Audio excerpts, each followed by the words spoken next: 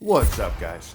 You know it's been bugging me lately, and maybe it's just me, but after watching YouTube for 5 goddamn minutes today, I don't think people enjoy stuff anymore. Seriously, because this morning I was sitting here in my office, I was editing a video, drinking a cup of coffee, and looking around the place, and thinking, damn, I finally got this place tuned in and exactly the way I want it.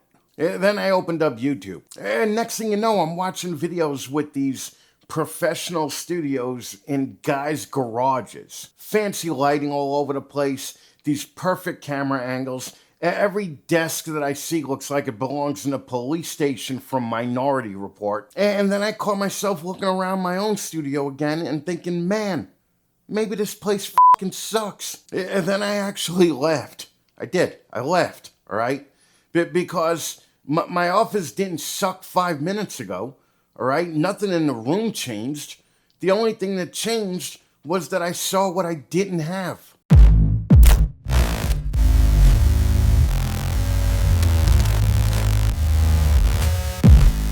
And I've been thinking about that ever since, man. Because I don't think it's just me. I think a ton of us have forgotten what it's like to just enjoy what we already have, what we worked for. Not because we're ungrateful, all right, but because we're constantly being bombarded by something better. It's almost impossible to avoid, right? You watch one video about a camera, and suddenly YouTube decides that that's your entire personality. Now every recommended video that you get is another guy telling you that the camera that you bought 6 months ago is already garbage. Not because it stopped taking great pictures and great video, but because somebody else got a new affiliate link and they gotta make money off it. And look, good for them. I'm not knocking anybody for making a living. Because look, man, if Apple wants to send me a new MacBook Pro with the M5 Max chip in it, I'll review the damn MacBook Pro with the M5 Max chip in it. And then I'll even make a video about how much Windows sucks, because I'm a little bit of an asshole like that. But that's not really what I'm talking about, is it? I'm talking about what happens after we watch those videos.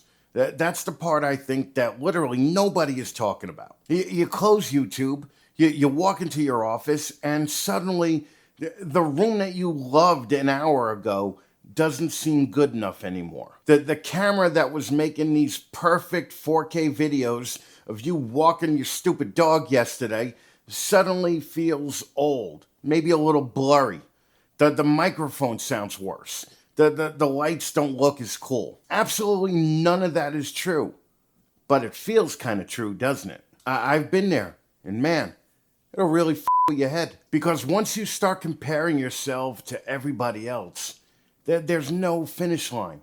The goalpost just keeps getting pushed further and further down the line. There's always somebody with a nicer studio, or a newer camera, or more subscribers. It never ends. Listen, I don't care who you are, that's a miserable way to live your life, all right? Trust me, if anybody has an excuse to compare themselves to other people, it's probably the guy with one leg sitting in a wheelchair. I could spend every day looking at people hiking mountains, walking on the beach, climbing stairs without even thinking about it. But what the hell does that do for me? It does absolutely nothing.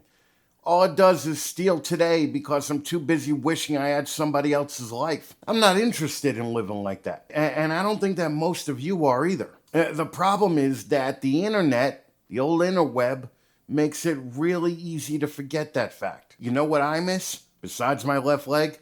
I miss when hobbies were allowed to stay hobbies. When you bought a guitar because you wanted to learn a few songs. When you took pictures because they made you happy. All right? Nobody asked you if your hobby was scalable. Nobody asked what your engagement rate was. Guys, sometimes doing something because you love it is enough. Actually, that's the whole goddamn reason you should be doing it in the first place. And don't get me wrong, I love technology. Love me some tech, man. You guys know that. I think it's amazing that I could carry a camera around in my pocket that would have absolutely blown my mind 20 years ago. Technology isn't what made us miserable. Comparison did. And the internet put comparison on steroids. I said just last week that we're living in the greatest time in human history to make stuff.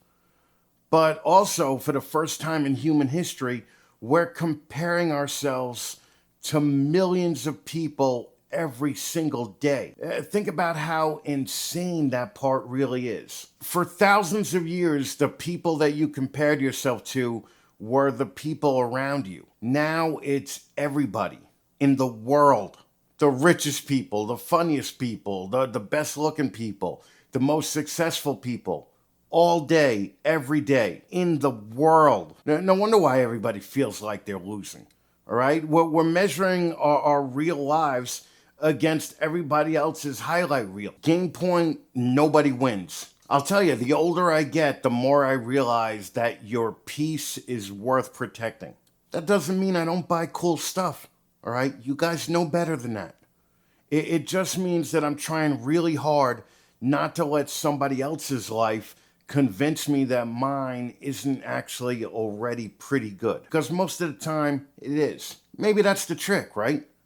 Buy the camera because you're excited to go make something with it. Not because Potato Jet on YouTube accidentally made you feel like the one you already own isn't good enough. Look, man, all I'm saying is just enjoy your hobby. Call up your friends. Take the trip. Play the guitar. All right? Your office didn't suck this morning. Your camera didn't magically get worse this afternoon.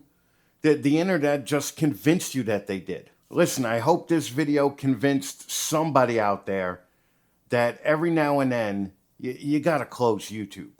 Till next time, my friends, stay loud, stay a little bit reckless, and go out and make something. See you next time.